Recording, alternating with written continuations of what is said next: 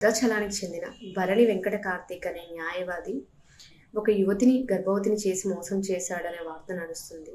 ఆ యువతిని నేనేనండి. గత 2 సంవత్సరాల క్రితం నాకు నా భర్తకి కుటుంబ భేదాల కారణంగా నేను తన నుండి దూరంగా ఉంటున్నాను. నేను డైవర్స్ ఇవ్వడానికి నేను భరణి వెంకట కార్తీక్ అనే న్యాయవాదిని కలవడం జరిగింది.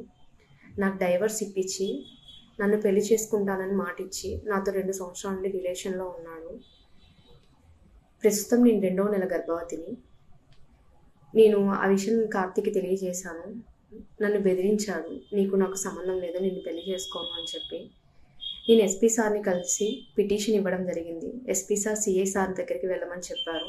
సీఐ సార్ దగ్గరికి వచ్చి సీఐ సార్‌ని కలిశాను. సీఐ సారు కార్తీక్‌ని పిలిపించి మాట్లాడారు. మేము పెద్దవాళ్ళతో మాట్లాడుకుంటామని చెప్పారు. చెప్పిన తర్వాత పెద్ద మనుషులు వచ్చి మాట్లాడుకున్నాము. మాట్లాడాక నేను పెళ్లి చేసుకోను, ఇప్పుడు నాకు ఎటువంటి సంబంధం లేదు, ఎఫ్ఐఆర్ ఫైల్ చేసుకుంటే చేసుకోండి అని చెప్పాడు. ఫిబ్రవరి 4వ తారీఖు నైట్ 9:30 టైంలో నేను ఎఫ్ఐఆర్ ఫైల్ చేయడం జరిగింది. తనకి ఎఫ్ఐఆర్ ఫైల్ అవుతుందన్న ఇన్ఫర్మేషన్ పాస్ అవ్వడం వల్ల నెక్స్ట్ డే మార్నింగ్ తను కనిపించకుండా వెళ్ళిపోయాడు. వెళ్ళి హైదరాబాద్లో హైకోర్టులో పిటిషన్ దాఖలు చేసుకున్నాడు.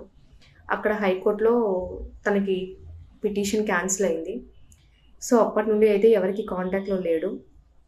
దయచేసి మీడియా వాళ్ళు కానీ పోలీసు వాళ్ళు కానీ నాకు సహకరించి నాకు న్యాయం చేస్తారని తెలియజేస్తున్నాను.